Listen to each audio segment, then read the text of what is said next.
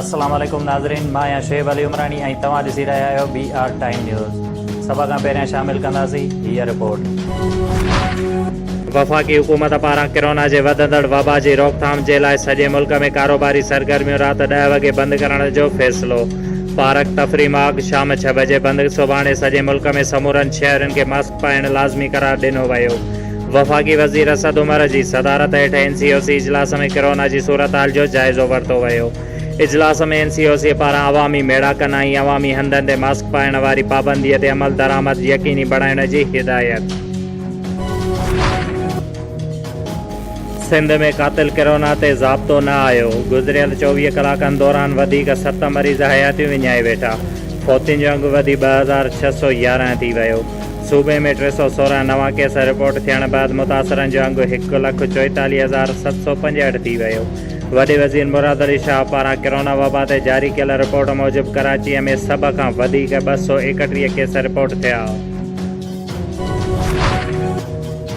वज़ीर आज़म इमरान ख़ान चयो आहे त सभु जेब कतरा स्टेज ते वेही वावेला करे रहिया आहिनि। वारे वारे सां हुकूमत कंदड़नि खे ड्रिॼ आहे त उहे जल्द जेल वेंदा। लाहौर में ख़िताब कंदे वज़ीर आज़म चयो त पाकिस्तान लाइ ही फ़ैसिलाइतो वक़्तु आहे। मुल्की तारीख़ में पहिरियों भेरो मेरिट ते एहतिसाब थी रहियो आहे ऐं पहिरियों भेरो अहिड़ो वज़ीर आज़म आहे जेको हिननि जी ब्लैकमेलिंग में न ईंदो। पीपुल्स पार्टीअ जे चेयरमैन बिलावल भुट्टो ज़रदारी चयो आहे त मां रांदीगर या सिलेक्टेड न आहियां जो वाइदनि तां यूटर्न वठां। गिलगित बल्तिस्तान जी हुकूमत में अची अवाम सां कयल समूरा वाइदा पूरा कंदासीं। स्कर्दूअ में जलसे खे ख़िताब कंदे बिलावल चयो त गिलगित बल्तिस्तान इलेक्शन जी पाण निगरानी कंदुसि। ज़ालमन ज़ुल्फ़कार अली भुट्टो ऐं बेनज़ीर खे शहीद करे असां खां खसिया। असांखे अञा ताईं हुन जो इंसाफ़ नाहे मिलियो।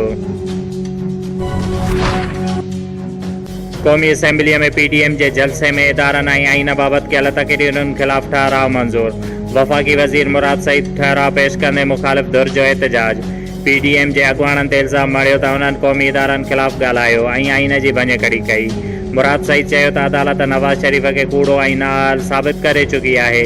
मुख़ालिफ़ धुर पाकिस्तान जे ख़िलाफ़ साज़िश जो हिसो न बणिजनि। राजा परवेज़ अशरफ जवाबी तक़रीर कंदे चयो त मुराद सईद जहिड़ा वज़ीर ऐवान जो माहौल ख़राब करे रहिया आहिनि। जेकॾहिं PDM गैर आइनी आहे त अवां कीअं आइनी थी विया।